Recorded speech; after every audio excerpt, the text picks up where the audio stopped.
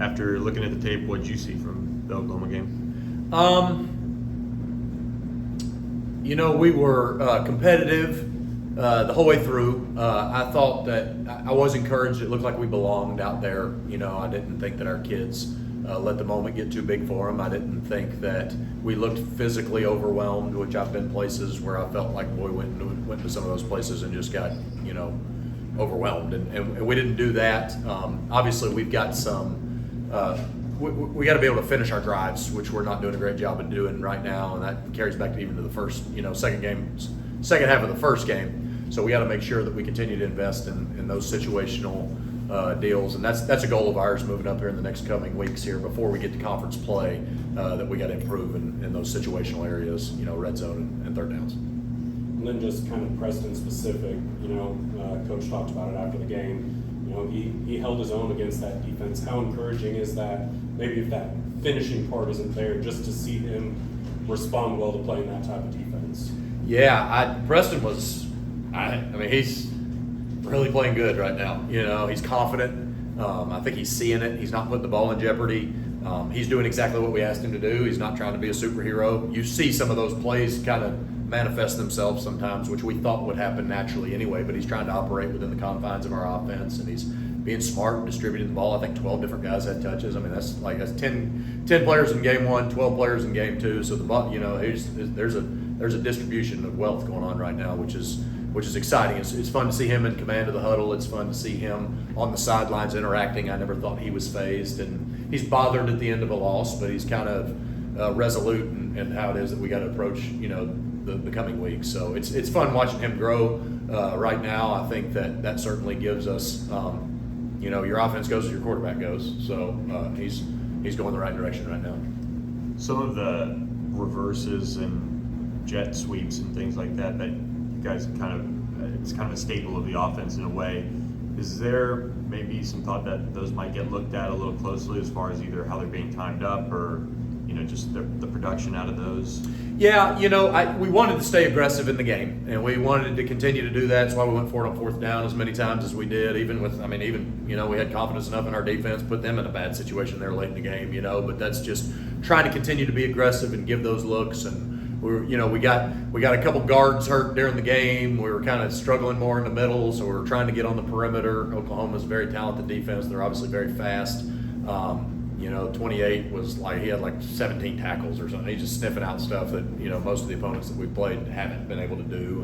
And certainly we got to evaluate everything. I think as we do that, we're going to continue to stay aggressive and present a lot of looks because that's, embedded in our offense and what it is that we got to get done. I think that there's a positive element to that too. The fact that they're defending them so well means that they are spending practice time covering that, right? Which means that the more invested time that they have covering all the things that we can do within this offense allows us to really hone in and work that base execution piece and be even better at that while they're spending, that's kind of one of the things of this offense is if we can get them spending time practicing all the things that we can do, then that allows us to, kind of pick week to week what it is that we're going to be specialized at.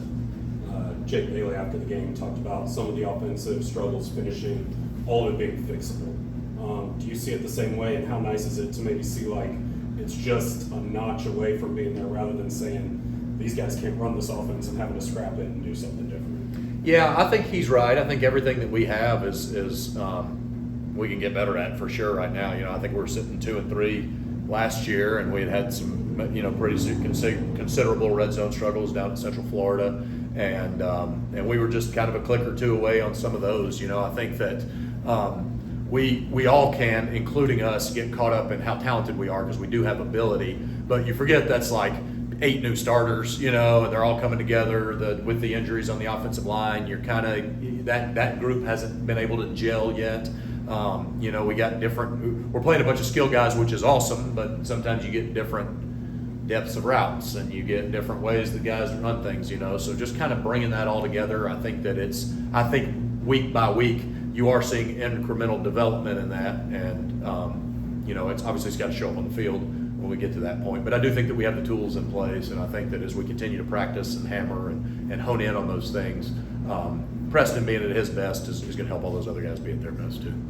What did you see from the run game? I know with the 2 injuries on the offensive line, it impacted the interior maybe, but overall, what did you see from either the running backs or just the offensive line blocking things up and things like that? I thought we tried to be physical. I thought we tried to be a lot more physical than we were in the first game. I thought we had some more explosive runs, honestly, particularly in our A-gap game, which is what we want to be, great at. And I thought that Oklahoma does a great job. They give a lot of different presentations to their fronts. And I didn't think that all the time that we did a great job of identifying through what it was. Some of that was not beat blocks. Some of it was our double team went to the wrong place, or our tight end misidentified who he was supposed to go to. So we had some of that going on. Again, I think that's gelling of the line, right? Getting them enough on the same page, getting our center enough reps of looks and things. And I don't think that we'll be, not every opponent that we play will have the athletic ability to present all those looks. They're going to have to kind of hunker down more and be more gap sound and do some things like that I think that we'll see. But it was good to get those reps, particularly early in the season against a caliber team like that is as athletic as we can. That gives a lot of teaching opportunities for our center and our tight ends to be able to identify fronts and make sure that we're pushing to the right places and doing those things. And I know Coach Justice and I have been hard at work this week making sure that we continue to do that. But I thought we were more physical. I thought we did have some more explosive runs from the standpoint of getting downhill and trying to, be powerful and do those things. You hate the fumble, there late that was on an explosive run. But I thought we honestly took a step from a physicality standpoint. We kind of took a step backwards from a execution standpoint, which we got to clean up. A lot of that had to do, I think, with the pictures that we were seeing. But that's not an excuse. We got to coach that too.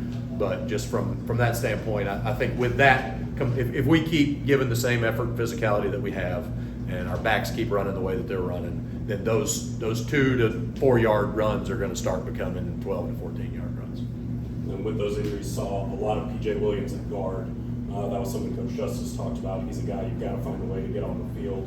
Yeah. Probably don't want it to be through a couple injuries, but would you see him adjusting from playing tackle to guard out there from your point of view? Yeah, he hadn't played that position at all. He had played a little bit on the other side, then we had to, just the way, the nature of where it was he ended up. I thought he was powerful. I thought he was strong. I thought he was maybe one of the biggest culprits of trying to see everything that was happening going on, and the more reps he gets, then the better he'll be at that. So that's he's a really talented player that I'm glad we're getting an opportunity to bank all these reps. And this is, these are the kind of the ones where you go back and you watch the film and you're like, God dang, this isn't good. And then one day you're like, holy cow, this guy where did he come from? He got really good. So you bank all these reps and you just keep playing them, and you play them through the struggles when they've got ability.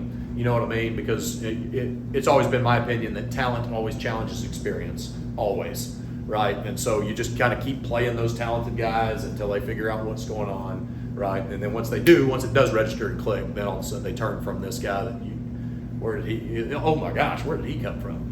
So PJ's got potential to be a guy like that.